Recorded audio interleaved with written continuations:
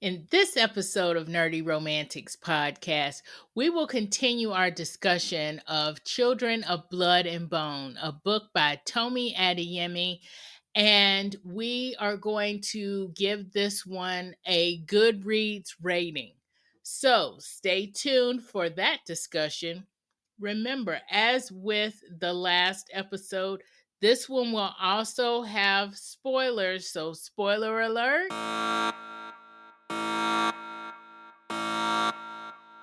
If you have read this book or want to even continue with the discussion, then stay tuned.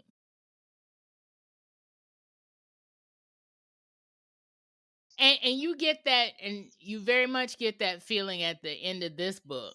It's like, because you're wondering near the end of the book when you see people actually using magic and actually understanding something about magic and possibly having it, you wonder, just like Zelly wonders, who should get magic? Because she even, kind of says this. And am I supposed to be the one to tell people you should have magic and you shouldn't? So that's another thing that she goes through in the whole I don't want to lead, because I don't want to tell people you should not have magic.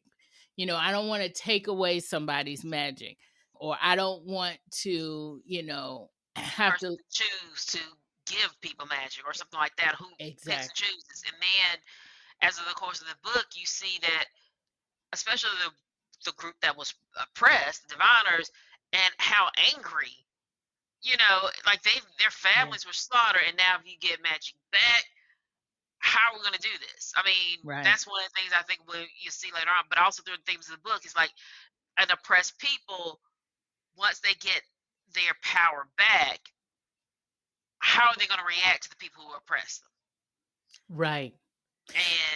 And And that's where for me it really struck something in how similar it this whole feeling is to American society and what happened after the Civil War.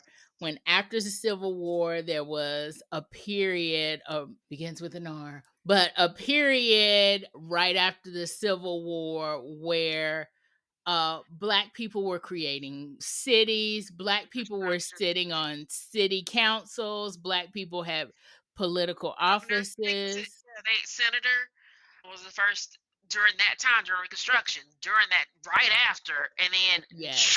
And then after that, the Ku Klux Klan came in and others and yeah, started just erasing everything that happened. And because we didn't live during that time, we just know it from history, or we learned it from from trying to get little bits and pieces of true history. We learned it. But because we didn't live through that time, we didn't have that feeling of the fear that these people were having, and the non-fear, and the the basic, like, why are you even having this fear? hmm We don't want to harm you.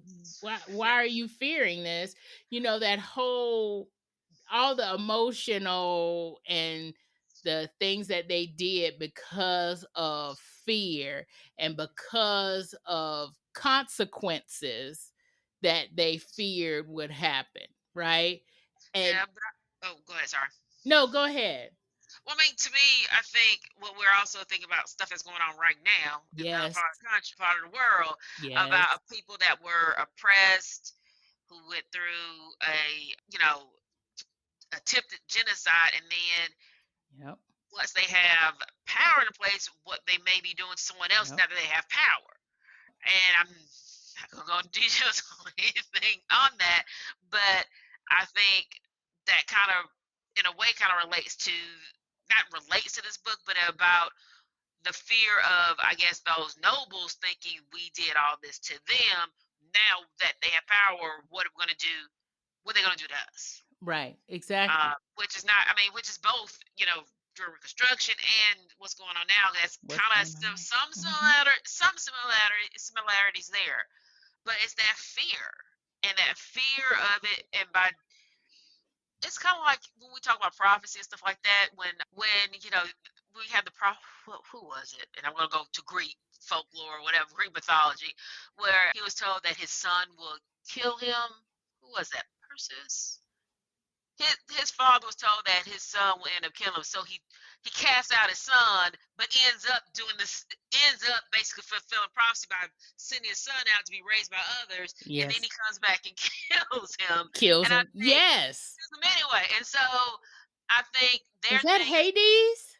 no, it wasn't Hades. It's because the whole Andromeda. Oh, No, now you're gonna make me look. it's, I You're mean, gonna make me look I for it. remember because it's the Somebody put it in the comments below if you are watching or listening to this. There's a comment Oedipus. It's section. Oedipus. Oedipus complex. Oedipus. Oh Oedipus. yes, Yes. yes, Because he ends up yes. marrying his mother, which is totally different. But the reason is Right. he because he never knew that that was his father and mother, because his father was told that Send his him son away. would kill Yes. him, and so instead of his mother having him killed, whatever, he's taken away. Yeah. And so fulfilling Oedipus the Rex. prophecy just because he instead of living with his son, being so fearful that that would happen. And I Right. think the same thing is it kind of with them. They were thinking that the diviners were going to take everything from them, so we're going to take everything from them first. First. And Yeah. now we're now in this part where once they get their power back, will they destroy them? Right. Exactly. Exactly. And so, you see that fear happen, and that you see that happen throughout the book. The reader sees that because it's already happened, right? This has already happened. That's the reason why magic is gone. And so you see that evolve throughout the book as a reader, and you wonder, oh, what's gonna really happen here? You kind of have that feeling like what's gonna happen? How is this gonna play out? And even though it's happened in history, it's happening right now. The fear is very, and two, with that fear is very irrational. It's not rooted in it's and it never seems to be rooted in actual circumstance, right? It's Mm-hmm. never rooted in actual circumstance. It's very much an irrational fear to retaliate against the people you have oppressed. And it's basically in your mind, right? As the oppressor, it's in your mind. You're the one that's going to the worst case scenario. But most people they don't do the worst case scenario, right? It almost never happens. It actually has never really happened. Usually, what happens is something like an Oedipus kind of thing where the oppressor ends up screwing themselves over because of their irrational fear. That's what always happens. That's unfortunately, I feel like that's what's going to happen right now in our situation right now, because things are happening where, me as a Black woman, I'm like, I'm not even getting in the middle of this. But you're acting off of some kind of fear and some kind of like, I'm losing my privilege or something is happening here where, the people that you're oppressing or the people that you're afraid of, you know, they're not feeling this way, right? And in other places in the world this is happening too, right, at this point. So this is not a political show, but this very much is a political book, and even more so than what I thought when I first started reading it, because when you read the author's note speaks of where she was writing this, which is why I said 2018, but I think it's 2020 now that I am saying this. I thought it was 2018. I'm going to look at the copyright page, and so I can make sure. But the author's note, it is 2018. But for some reason, and stuff was happening in 2018, but for some reason I was thinking specifically George Floyd. But George Floyd is not the only catalyst of this. In her author's note, Tomi Adeyemi talks about police brutality. And this is very much the inspiration, the ones that we've been hearing in the news and the ones that we haven't been hearing in the news. But she mentions some of the names that we have heard in the news. And this is very much the inspiration or whatever mindset she was in when she wrote this. And the author's note was at the end of my copy, but when I read that, I felt, okay, yeah, I understand where a lot of this is coming from. I understand why the nobles are the way they are. And two, this is all in one kind of cultural area, but these people have diverse backgrounds and everything, but they're all a part of Orisha, right? Culturally, they all came up together, right? This is something that's happening all together versus, in American society where we have people coming from different cultural perspectives, right? Um so culturally, all of the characters here at least kind of know culturally what other characters, like, they may not know everything about how they came up or everything like that, but they're living in a way that they can access each other's cultural whatevers, right? In some ways, it kind of reminds me. I know we said racism, but also kind of reminds me a little bit of, if you read the book, the Black Elite, Mhm. or you're watching the Gilded Age, you're seeing the have and the have-nots, that kind of a thing, where Yes.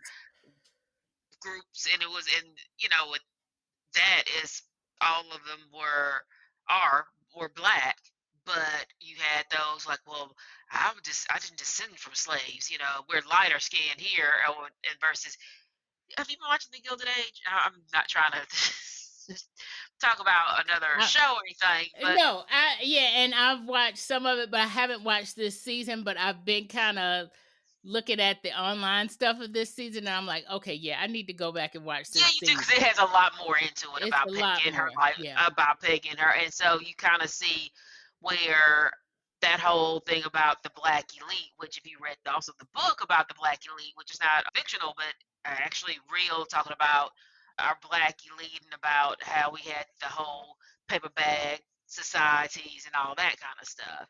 This kind of reminds me of that, in the sense that everybody is from the same Orisha, they're the same kind of environment, Right. but you have the brown paper bag society, and then you have the others, and that kind of Right. thing. I think that kind of reminds me a little of that kind of. It's a crossover of two of different things when you read the book. It's, Yeah. that whole thing about, even though they may have the same country, they're not coming from different parts, like the melting pot of America, same country, but we have this group over here who's nobility, and they tend to be a little bit lighter, or at least they think that lighter skin is a little bit more superior than the others. And Hmm. then the others, they have the different groups. So you have the people, you're a seaside person, you're from the coast, versus you're from here. And then later on, you'll see when they actually come back with their gifts. Their gifts are actually different, which makes them part of different groups in the whole thing about the diviners, about which group you're in for a diviner, Right. because of your gifts. So Right. a lot of separation, but at the same time, they're all living within the same country, or Right. Exactly. Yeah. It also makes me think about there was this show. It only lasted for a season, but it was also from a book, and it was talking about kind of the black elite. And were they at Martha's Vineyard? Oh gosh, I can't remember the name of that show. I cannot remember the name of the show, but it was from a book, and it only lasted one season, but it was basically kind of like about the black elite, and how they move through society and who they should hang out with and who they shouldn't hang out with. Something like our kind of people or something That something. was what I was thinking. I said in the Black Elite, but I read Our Kind of People and the Black Elite. So I got both. I'm like looking over here, like, where is that book? Yeah. Oh, It's like I know it's there somewhere. Yeah. And Isabel Wilkerson's book Cast, that although that's nonfiction, more memoir, it also gives you kind of a similar kind of feel. So it's very much foundation is African folklore, but on top of it, I feel the diaspora, right? I feel the African American experience is influenced in this book, which also, is like bringing me in even more. And the fact that it, it feels very contemporary, even though we're not even sure how contemporary it is actually. But you know how, like, a lot of fantasy books, especially European fantasy books, they're always centered in some kind of medieval place or it's not always a contemporary, but this feels, whether it is or not, it feels very contemporary. And it's probably because we are having these kind of, I think it's because the things that we're talking about and yeah. discussing, that kind of thing. 'Cause I mean, 'cause if you think about, like, for whatever reason, I'm thinking about Star Wars and how he's Yeah, in the middle of nowhere, but right, it's advanced technology. It's just, he has two droids and he's just walking there. I mean, it's not like it's in your face about where, like, there are people going into space there, but it doesn't really right, feel like a I mean, it is a space drama, but it doesn't really feel right. like It it. doesn't And feel so like it. you're not really Exactly. sure until, like, you listen to it as you go on. You realize, like, it's not like some sort of steampunk version of anything, Right. but it also doesn't feel primitive. But I think part of the reason is because of who's writing it. Yes, When a very lot of much people do so. stuff like if it's African folklore and all that, they make it sound like they're in the dust or dirt. I mean, you know how they make it Right. sound like they're so primitive. And I Right. guess Exactly. she doesn't do that. And it's like, well, when I went to India, people were like, "Oh, you're gonna see, somebody, doing on the flute and snakes or something like that." I'm like, "What?" You know, Yeah. because they have this thought of what It's it a was. it's a stereotype, right? And it's because we only see that one image, right? And it's so interesting because I said this earlier and we were talking about Legos. When people say Africa, they think, people, out in either the jungle or the desert, right? Hmm. It's got to be one of the Mud two. hut, Right, some mud kind of hut. mud hut, and they have on very little clothing, and it's like, have you been to Nigeria? I mean, have you been to Lagos? This is like a major city, that rivals something like a New York, right? Rivals something like, an Atlanta.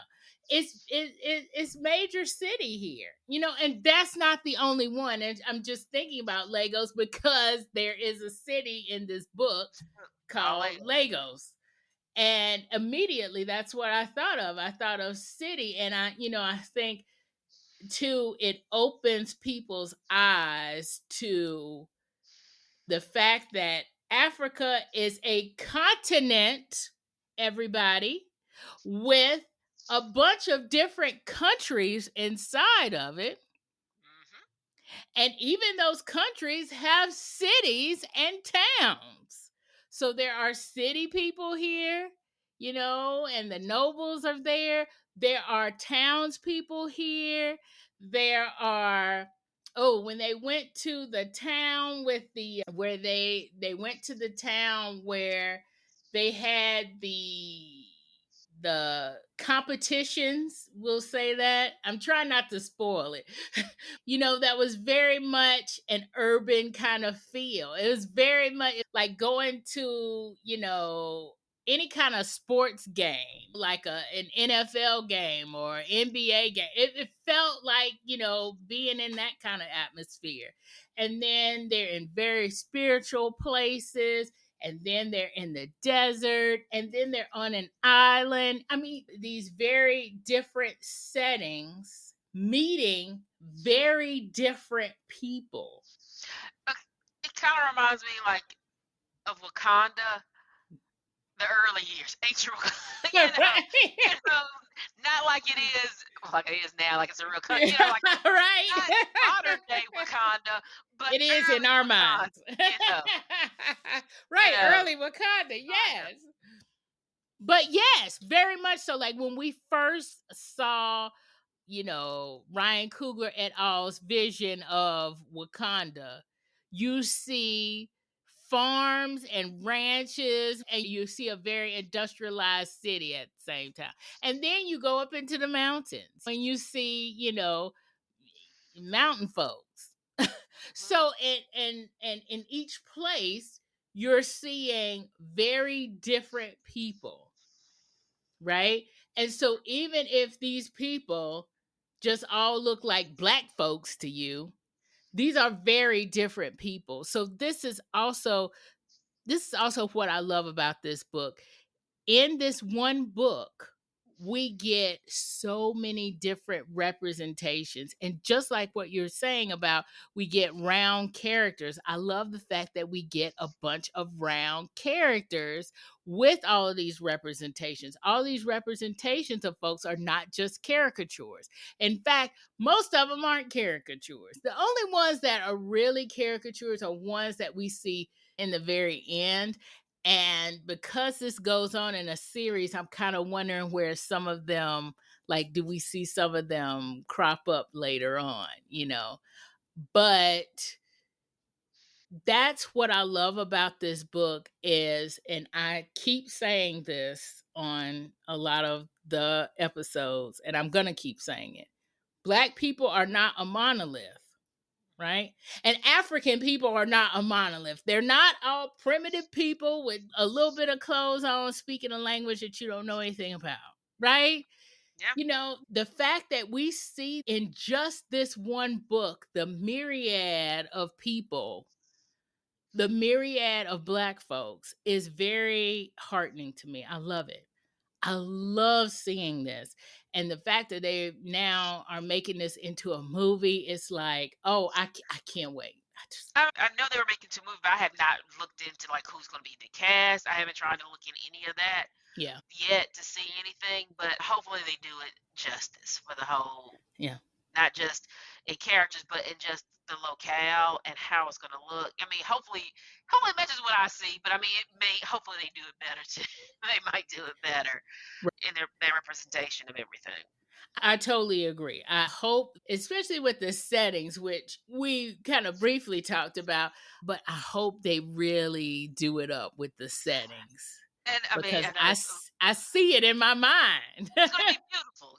It's going to be like, oh my God. Yes. But and also, like, I'm kind of worried about how they're going to do, what was it, her Lion Air? Because Yeah. I could not really think of a great how to do that and make it. Yeah.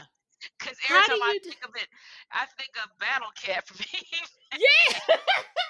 Yeah. And I was like, oh, I'm not sure how you're going to pull that one off. How you going to pull that off? And when they said Lion Air, and of course, I'm thinking because I recently saw that they actually are going to do a Thundercats movie. I keep thinking Lioness or Thundercats. I don't know why I keep thinking that, but that's not what the Lion Air is. But it's like there's horns involved, there's all this other stuff going on, and yeah, I'm wondering how they're going to do that. And because they've named this lion air's name is Nala, and or at least I think that's how we say that, Nala. And so even the lion air has a personality. Hmm. So I'm like, how are they going to do that in the movie? But I can't wait. But yeah, the cast of characters. I just saw the actors when I first saw the poster with it, but now that I'm looking them up, they actually have character names going with them, and of course, Viola Davis as Mama Akbar. Yes, Oh, okay. I See, I haven't seen any, so I like you I saying haven't. phase I one. just I don't Yeah. even know. Yeah. Yeah, I just saw the poster with all of their faces on it, but I don't know who was playing what, and I just looked it up today for this podcast. Viola Davis as Mama Akbar, yes. Okay. I can see that happening. Amandla Stenberg, she as Princess Amari, she was Okay. Rue in Yeah, the she was. Hunger She said Games. they're real, and she was a lighter complexion. So I was like, okay, not too light for them, but I think I'll match up. I mean, Right. yeah. Right, exactly. Um, I like the fact they've got Idris Elba. He is playing Lacan, who's the Centauro that they meet in Chernobyl, the temple. That makes sense. This is an interesting pairing. So they've got Chiwetel Ejiofor as King Saran. Okay, and I'm trying to look at it myself. Yeah, while you're doing that, yes. Yeah. So I'll say this for the podcast. They've got Chiwetel Ejiofor playing King Saran, and they've got Regina King playing Queen Nahanda, which is Princess Amari's mama. So that's interesting to have them do that. And Cynthia Erivo, who we know from Wicked, is playing Admiral Kaea. I believe that's how you pronounce that. Damson Idris is playing Prince Anon. Okay. I'm not. Have you I'm. seen him play anything like you saw him in? Isn't he on the show? Is he on the show? No, he's No. on. I have it in my head. It's on Hulu. It's about the crack cocaine.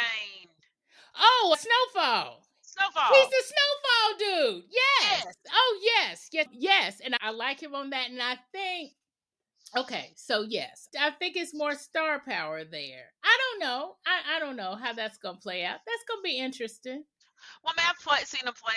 I played in something else. I mean, even in Snowfall, because when you see him in real life, not real life, but like you not gonna know him or anything. But when you see him Yeah. on the Not playing a character. Yeah. and then see him playing that character, especially with his accent. He has the English accent, and he plays Yeah. that character. It's like, oh, I didn't even realize he did it so well. And then he was on an interview where someone asked him about was they were telling him about how someone asked Denzel Washington about him. Denzel was like, "Who is that?" And he did a Denzel impersonation that was so good. I was like, "Okay," Wow. he did like, he wasn't offended that Denzel didn't know him at the time, but it was like he did his impersonation of Denzel that was just right on point. It was really good. Oh my gosh. I've got to find that. And then another main, well, obviously Zelly. Zelly is played by Uso Mabedu. And I'm sorry if I'm mispronouncing her name. And Zane is played by Tosin Cole. Tosin Cole is Mike on, gosh, what is the show? The show is on Netflix, Supercell. Oh, Supercell, for real. What Yes. character he's playing? Which character? He's playing Zane, his brother. Oh, okay. Yes. I was like, they look very familiar, but yes, Supercell. Hmm. So I'm like, this is a serious lineup right here. Mm-hmm. And I can see them playing these characters. I can see it. It's I'm just really excited. I'm excited to see what they do. Mm-hmm. And like you, I'm also very excited to see the settings, the Yeah, scenes. don't. I hope they do those well Well, because they do. that's part of the beauty of the book to me. Yeah, and I'm not. I mean, hopefully they'll do it well. Sometimes on certain books like of this magnitude, Yes, it's a I'm not lot. sure. It's a lot, and sometimes I'm fearful like you're not going to give them, 3 movies to get a ring to a thing. You're not going to Right, give them that. So right. sometimes I like if they can't make it as a movie. Certain things I would have preferred as a TV series on a Exactly. budget kind of a thing, but we're probably never going to get something like that. But the movie, I just hope it. I just hope it. And I'm not sure how they're going to do it. So I mean, I hope it's not like a World War Z thing. I like that book, but that movie was Yeah, awful. that's what a lot So of people have said. yeah. But I agree with you there. I believe that the story and how they could play it out works better to me as a TV series if they had an unlimited budget, If they but had that. yeah. Same thing with World War But Z. the They needed grandeur of some of this lends itself to a a movie. movie. Hmm. Yeah, yeah. But I mean, we've talked a lot about a lot of stuff going on here, and we've talked a long time. I do briefly want to mention that this is definitely fantasy, but there is a romance element in here. Hmm. And I think the romance element is really cute. It's definitely YA at this But it's at this point. definitely YA, and that's pretty much all I'm gonna mention of it.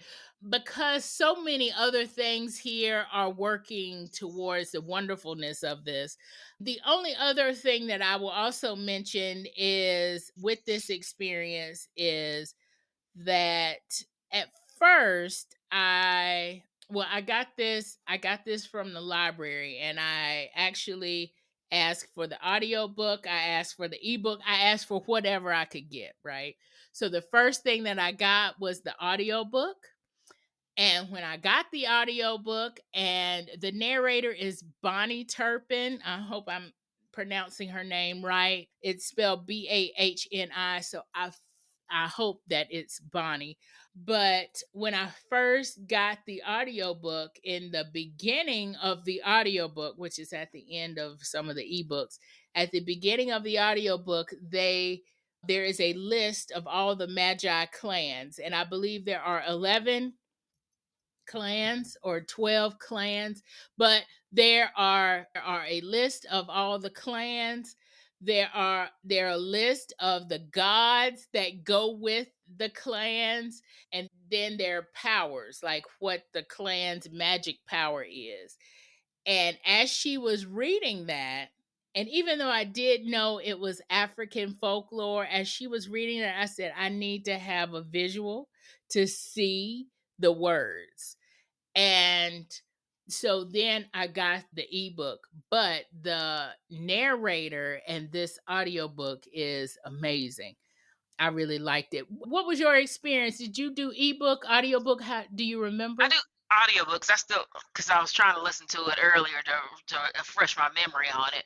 Mhm. But I did an audible on the same this the same narrator that you're talking about. So the only thing I don't care much for Audible is for things like that. Because when Yeah. I was listening to it over, I'm driving, so I'm listening to it, and I was like, Yeah. dude, I wish I could go back. Just just tell it, hey, read me the beginning of it for those groups of people, because that whole thing when they talk about the different groups of diviners and everything like that, you have all Mhm. that, and then I'm trying to remember from the beginning of the book who was what, that kind of thing. And that's the only Right. problem with any audio books. They have something like that. It is really hard for you to kind of, you can't thumb back to it to see, oh, that's what we were talking about. Now they're Right. referencing this, 150 pages later. It's like I did, you know, Right. I that don't kind of thing. remember. Yeah. And then too, because it's not in a language that is recognizable just by hearing to me, I want to see it as well. I mean, I know what Yimmy Ya looks like, but I don't hear it every day. So it's like, okay, what? And the Oyu clan and all this other kind of stuff. It's like, I don't hear these words every day, and I would like to actually see the words. And even with some of the names of the cities as well, Hmm. you know. And the other thing that you miss, of course, with the audiobook is you miss The the map. map. Yeah. And it's like when you see the map, you kind of want to go back to the map as they're going through different places. You want to go back to the map.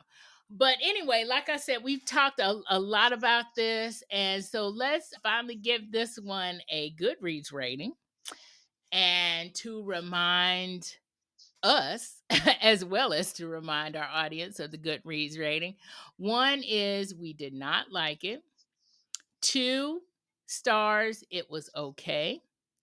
3 stars, we liked it. 4 stars, we really liked it. And 5 stars, it was amazing. So, Stacy, what would you give Children of Blood and Bone by Tomi Adeyemi? Well, I think if you're looking for a book that has a hero who doesn't want to be a hero, so you have that full-fledged characters, an adventure story, a girl finding her place in the world. If you want all that in one book, this is the book to get. Yes. And I would give it 5 stars because I mean it's been a long time, not a long time, but it's been like I said, like it could have been like 20, so it might be like 4 or 5 years since I read this book. But the fact that I can remember so much of it, Yeah. and from that indicates how it stuck with me for such a long Yes. time. Yeah. And to me, that's one of the good things about a good book is that if you even long after you read it, the themes of it, the character, if they stay with you for such a long time, that to me indicates it's a good book. Yeah. And yeah, so I would say 5 stars. Oh, okay. Yeah. I'm going to agree with you on all those points. I'm giving it 5 stars as well. I was also say personally, my experience with it and why I'm giving it 5 stars is that I was so engrossed in this book that I'm kind of glad that my employment state is what it is because I just kept turning pages and kept turning pages. And it was 2 o'clock in the morning and I kept turning pages. I had to force myself to put this book down once I got into this book. And for it to be a YA book, for me as a person who has not been YA in some time, to feel the things that I felt from this book, it's definitely 5 stars. And immediately after I ended it, I wanted to pick up the next book. The only reason, as I said, that I didn't pick it up is because I didn't want to confuse the books as we were talking about them on the podcast. But now that we've talked about them, I will be getting the next book. Yeah, it was. I really enjoyed this read. I mean, and then trying to listen to it again. I've been just busy this week. I was gonna listen to it again, but I just, as a person who like we've tried to read YA since then, and I Yeah, have not been able to get into any of the in it before. But this one actually made me think that I could get into other YA, and then I yes, realized no, the book was good, but I don't that book was good. I still can't get into YA. Just I've just never found another book that really made me want to get into YA as this was. And right. it was a very good read. I truly enjoyed that book. I'm telling you, I got went from here to Alabama and like, well, I'm here, and then like you said, once I got home, I think I forgot how many hours it is. How many Yeah, hours? it's like something like 10 or 12 or something. Seven, no, it's more than 17 hours because I remember going 17. home Yes. and once I even got there going to visit my parents at night, once it was in my room and all that, okay, I'll put it up. And I stayed up like 2 o'clock just listening to it. And then Yeah. let me go to bed. And then Right? I listened to it because I was supposed to listen to just half of it going there. Now I was going to listen to the other part of it going, I listened to that whole thing my whole time there. Yeah. So it was really You're like, yeah, that's it. The story is compelling. The characters are especially compelling. The world building is amazing. Like hands down amazing. And even though I'm not an African, I feel like I've been represented in some way, you know. So it's all around a wonderful book. And yes, I agree that this is the reason why it's 5 stars is because you can't just pick up any YA book, which I pick up some YA romances every now and then, and it's very much YA, right? It's very much in that headspace, and I have not been in that headspace. But this one, it transcends that headspace. yeah. I mean, It speaks to more than just YA. yeah, it speaks to a lot more than YA. And like you said, it's a little bit of a romance in it. And again, not so much because a lot of times for YA romance, it's like, dude, I'm not even this. Yeah. I want adult romance, not YA. We're But not this angsty anymore. yeah, we're not.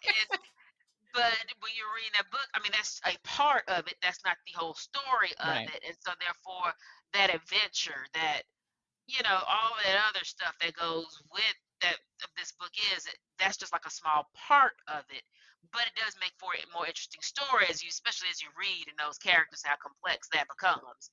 'Cause that it it does, is, and yeah. it grows. That the whole romance grows like they do, and I'm not saying it becomes like adult, but I mean it grows because they Mhm. grow, and it Right. grows appropriately for their age bracket. Right, exactly. Exactly. It's very much appropriate for their age group and felt as someone who's not part of their age group, this is appropriate for me reading it and, Hmm. being okay with what I see and what I don't see, which is good. Well, Stacy, I'm so happy you came on to talk with me about this book. As soon as I finished, I was like, I knew I needed somebody to talk with about this book. And so I'm happy you came on, and I'm happy you liked it as much as I liked it too. So thank you for coming on. You're welcome. It was my pleasure. Hi. Isn't it great when you find awesome reads like the ones on this episode?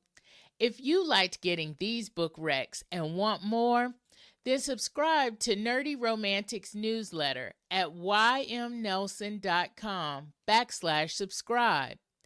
Nerdy Romantics newsletter not only has nerdy and romantic recs, but sneak peeks and exclusives of my spicy nerdy romances and love stories. I love talking about sci-fi, superheroes, fantasy, and romance, books, movies, and shows with my friends. So share this podcast with your nerdy romantic friends. Thanks for listening and for watching.